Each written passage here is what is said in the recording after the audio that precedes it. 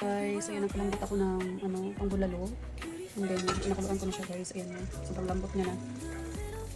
Maglalagay na lang ako ng gulay. Tsaka ikinta ako yan guys.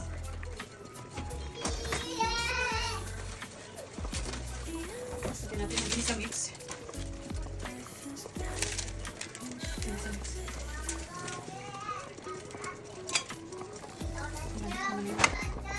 Sila nagpapakata ko ng sabaw to guys. Kasi para hindi walay na yung laman sa ito.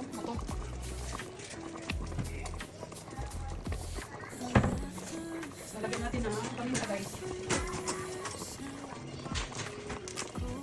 Pamintang ito. Ayan. Guys, nalagay ko na to. Sibuyas, kamatis. Kasi, sobrang lambot niya na guys. Sobrang lambot niya. Natanggal na yung tawag nito. Yung, hindi ko alam kung okay na ba yung sabaw ko. Lalagyan ko. Lalagyan ko pang konti guys. Okay na. Okay, maglalagay ako ng repolyo guys. Repolyo, corn, tapos cabbage.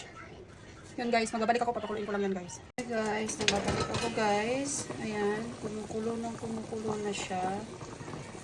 Ayan. Itintahan ko muna siya ng asin. Kung gaano kalami yung asin. Ayan. Yung asin. Hindi ko na to guys siniwa kasi yung linuto kong pangbulalo yung steak. Tapos may pang ribs pa ako dyan na pangbulalo, isang peraso. Dinagdagan ko na lang guys. Okay, titikman na natin.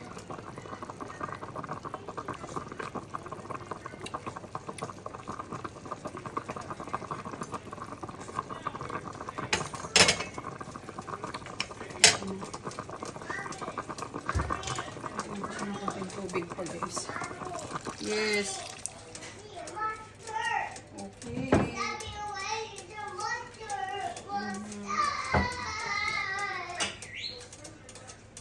Yan guys, wala akong cubes kaya hindi ko na siya lalagyan ng cubes.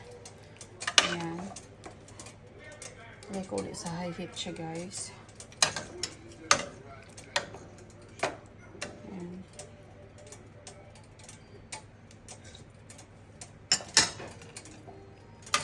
Yan, okay na yung lasa guys. Yan ang gagawin natin. Lalagay ko na yung corn.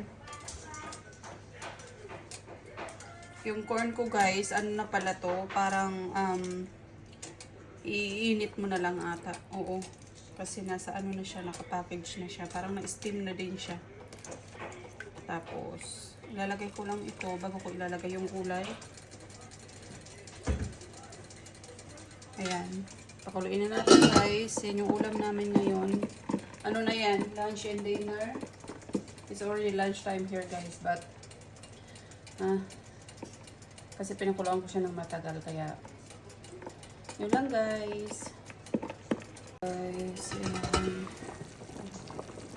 Pinakulo na naman siya. Tignan natin ulit guys. Sarap tong ulam namin ngayon kasi ang lamig kasi dito guys sa Canada.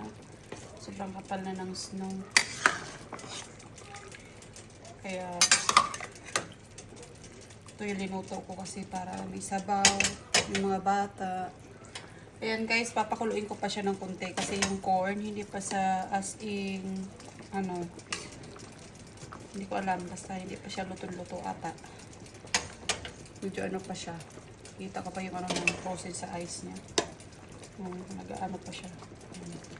Gusto ko yung corn na to guys kasi malagkit siya. Sarap. Ayan. Yan lang guys, magbabalik ako. Hi guys. Yan, magbabalik ako. Lalagay na natin yung gulay.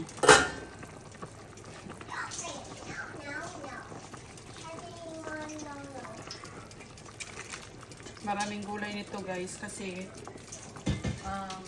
nag-fasting kasi ako guys at hindi ako pwedeng kumain ng solid muna na pagkain. Pwede ako sa bread, tomato, yun lang. Kaya nagluto ako ng ganito kasi pinalambot ko talaga siya para ano, masarap siya. Kasi 3 days akong hindi kumain. And then tawag nito, uminom ng water. Kaya gusto ko maraming gulay yun.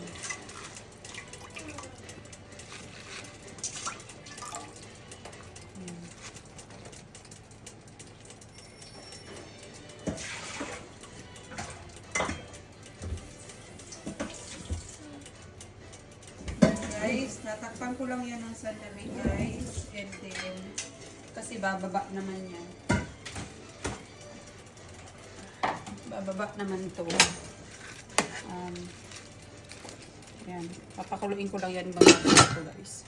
Babalik ako. Yan na siya. Yan. Papatayin ko na rin yung ano guys, yung kalan kasi para hindi siya ma-overcook. Hindi ma-over yung gulay niya. Ayan. Ayan na siya guys. Ayan. Patayin ko na yan. Ayan. Yun lang guys. I hope you like this video. Please like, share, and subscribe to my YouTube channel. Yun lang guys. Bye. Guys, ito yung masarap na ulam pag winter dito sa Canada. Ayan. Kung may isda ako, sana isda yung linuto ko. Kasi mas gusto ko yung isda kaysa mga karne. Isda at saka gulay. Yan lang guys. I hope you like this video. Yan. Cabbage at saka, ano ba to? Bok choy. Yung dinagay ko. Yan. Kasi sobra na kasi lamig dito guys. As in. Yan. Yan lang.